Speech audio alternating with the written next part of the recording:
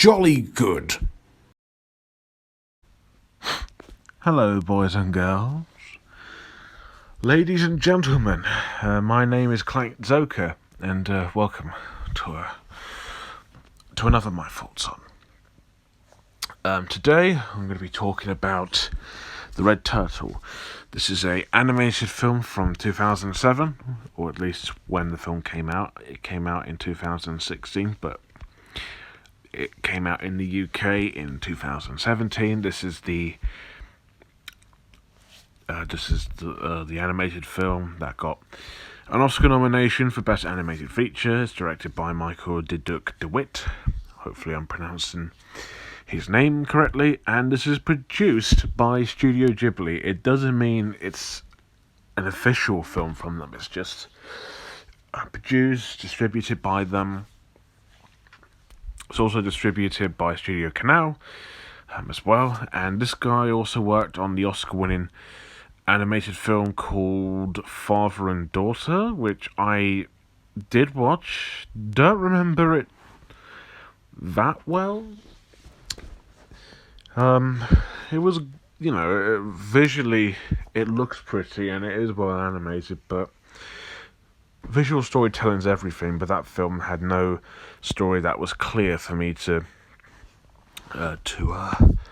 watch. He also did Tom Sweep as well, and he did The Monk and the Fish, or as it's called in its original language, Le Monde et les Possessions, or Pison, or I can't say that. Also got nominated for an Academy Award as well. So the guy clearly is talented, and I've got a little story to tell you. So along with Father and Daughter, I actually watched this film at college. It was during, right, I don't know if this applies to everyone, but at college, right, so you either have like a free lesson, like for an hour, or you can go to these vocational tasters, I think. I think they're called vocational tasters, where you can, go to a lesson, learn about books, art, film, drama, and all that. I think that's what it's called, but so there were lots of choices to pick. So I went with Film Club, and we've watched quite a lot of stuff there. I think we watched some like British drama. We watched If Beale Street Could Talk by Barry Jenkins, which I really, really like. We watched Us by Jordan Peele, Room with Brie Larson, and then we watched a series. It's on Amazon Prime. I forgot what it's called. It has what's her name from Alita Battle Angel. I need to find her name. Here we go. Rose Salazar. Salazar, I think that's how you pronounce her name. And she was in. Go try and find it. Undone. Yeah. And then I watched The Red Turtle. And then keep in mind these lessons were about an hour long, and this film is like less than 2 hours, so it's quite short. So, we had to watch like most of what we can for the film, and then the next lesson and finish it. Same with Us, same with Room, same with If Beale Street Could Talk. Yeah. We watched a couple of shorts as well, and we also watched Snowpiercer by Bong Joon-ho, who you may know for Parasite, which was awesome, but not exactly perfect. Anyways, enough about my college life. Let's talk about The Red Turtle. And the story is very, very simple. It's about a man gets shipwrecked on an island, tries to escape, but comes across what's in the title, a red turtle. And then from there, his life just changes. And from there, the film gets really interesting. Mark Kermode reviewed this film, and he actually really, really admired it. And he even talked. I think he either interviewed or talked to Michael DeWitt at some point, and it was actually one of his favourite films of the last decade. I was like, I remember The Red Turtle. I remember really, really liking it. And I was like, I'm going to buy a DVD just solely from what Mark said, and honestly, I couldn't agree more. This is a really extraordinary, really breathtaking animated film. This is unlike anything I've ever seen. First off, there is no dialogue except for the occasional "hey," which indicates that the characters are communicating or looking for other people. This film relies heavily on its visual storytelling, its body language and expressions, and it really, really works. And it shows that any film with no dialogue can apply to any, it doesn't have a language to it, except for the word hey. And that's it. But anyone can pick up on the fact that he's shouting to see if anyone else is on the island or anything like that. This film can be played in any language, and everyone can understand it, even without dialogue. The animation is absolutely breathtaking. It's mostly just down to earth instead of the wacky cartoony stuff. And you can tell at times it looks like roller scoped, and the backgrounds obviously at times look like they were sketching what was in front of them. It looks breathtaking. It looks absolutely wonderful. And the story, although it's something we've seen before, and in this film's case, it does it rather uniquely. There's not much of Red Turtle in it, but what does happen when he encounters the Red Turtle is really interesting. And although it doesn't make sense, I can completely, look past that because this film just has so much that you can hope for in a film: visual storytelling, emotional moments, really wonderful world building, even though he's just on an island. Breathtaking animation, really extraordinary idea as well, and there's not much to it, but it does make the most of what it does with it as well. And even the score of the movie is absolutely memorable, and it's by Laurent Perez Damar, and it is really sweet and beautiful. It's wonderful, absolutely just terrific. There were times I can really feel the guy's frustrations when trying to get off the island as well. And we don't even know anything about him at all, which does make it more and more interesting. And when you see him trying to build a raft, you think, okay, he does have some knowledge and all that. And honestly, the film has a simple story. But sometimes, and quite honestly, mostly the story in any film, if it's simple, if it doesn't work, that means you are not involved in the film's atmosphere and world building, and the film is very predictable that you just can't get into the world at all.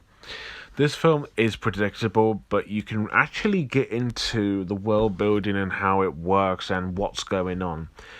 And you also do want to see what happens, even if you think it will be, predicted that way, or sometimes it'll be like, oh, I didn't see that coming. So I like when the film has a simple story, but when it actually is effective. Not when it's just a simple story, just from point A to point B, and you can't really get into it. That's what happens with most like animated comedies. It's like simple story, but you just can't get into it, and it's just too foreshadowing and too over the top. This film does none of that. You don't know where it's going, and whatever direction it goes in, it will leave you quite shocked. And after rewatching it again, I haven't watched this since, before the pandemic, I still really, really like it. I still really like where it went. The film's like an hour and 20 minutes, and I wish it was on for longer, because you could have done so much more, but the amount of stuff that Michael put in there is absolutely extraordinary. So yeah, I don't have any flaws. Like I said, there's a scene where, and I guess spoiler alert, they have both the man, the woman have a child, which begs the question, how the hell did they conceive a child when they're just on an island? Stuff like that makes no sense, but you can just go past that, because this film is just fantastic, and I can see why Mark Kermode can praise this film so much, and I can see why. The Red Turtle, I think, is a astonishing animated masterpiece. Would I say it's one of the best animated films? That's a good question, because there are so many animated films I love. That's tough. I might have to rethink on that, because I'm just currently watching more and more stuff to see what I like and what I don't like. But I can definitely tell you it's an animated film that everyone should watch. It has wonderful animation that's gorgeous and stylish and beautiful. It has a simple yet very effective and wonderfully told story. Even without dialogue, it makes it even work even more. The characters, as little as they are all beautifully well presented in a very real and mature way. The score is very beautiful. It's well directed. At times, the film did remind me of father and daughter's look. Oh, and by the way, there are scenes in the film where there's obviously daytime and then there's nighttime, and usually it's tilted in terms of nighttime. Like you can see what was presented in daytime, but it's darker. But here, it's like black and white.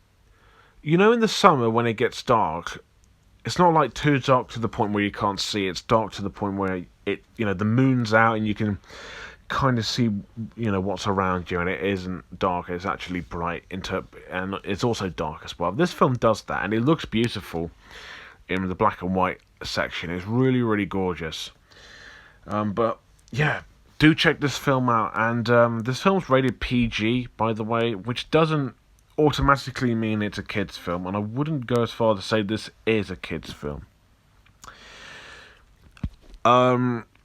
If your kids are interested in it, which I highly doubt, since again PG does not automatically mean it's a film for kids. It just means there's not as much violence, swear words or anything like that. It's just the rating it's given. But if you really want to watch it, and if you get bored and you're like, oh, there's not really much going on, just give it a chance. Please do be patient with it, because it does eventually go somewhere. Don't just watch it and then stop and give it a 0 or something. Just be patient with it. Keep watching it, and you'll see what happens. Because there is more to it than just a man trying to get off an island. It does get better, and this film 100% gets 10 out of 10. I liked it more than Father and Daughter, which I didn't quite follow as much as I wanted it to. I haven't checked out The Monk and the Fish, Tom Sweep, or this one, which I think it's called the Aroma of Tea, which I haven't checked out yet. And he also wrote what's this, Ella, Oscar, and Who. Interesting. So yeah, do check it out when you can. It's by the time I'm recording this, it's on Prime right now, but I've actually got it on DVD because that's how much I really, really liked it. And keep in mind, the character animation is not Studio Ghibli. The eyes are like dots, and it actually gives them a lot more expression than you would think. But do check it out. Don't let the Studio Ghibli presents thing on the front of the DVD cover or on the promotional material for you. It's not technically a Studio Ghibli film. It's just produced by them. And you can tell by the characters haven't got the same style as Studio Ghibli or Hayao Miyazaki. Don't let that fool you. It's just produced or, I guess, distributed by them. But please do watch it. It's super underrated and just absolutely fantastic. So yeah, Red Turtle, wow, just wonderful experience and just great to watch this spectacular, underrated masterpiece again. That's all you need, really. A very simple story with a film, and I also got to mention this as well. Any film that's got a lake, rocks, and wildlife forest or anything like that, instant gold. Because I love nature. I love nature in films. Nature always looks beautiful, especially in like forests with ivy and lakes. It's extraordinary, and this film did it so well. Just go and watch it, please. Go and watch it. So next up, I'm going to be talking about. What am I going to be talking about? Well, that's for you to find out, but I will let you know that one of them within this week is a film that just got released recently, and it's getting lots of award buzz. I'll let you know when that comes, and I've got 2 other films to talk about just before we get to that award season film, I guess. And yeah, if you have seen Red Turtle, or The Red Turtle, what do you think about it? Is it good, bad, decent? Do you want to see it? Let me know below. And as always, thank you guys for watching. Don't forget to like, comment, and most importantly, subscribe. And until next time, bye for now.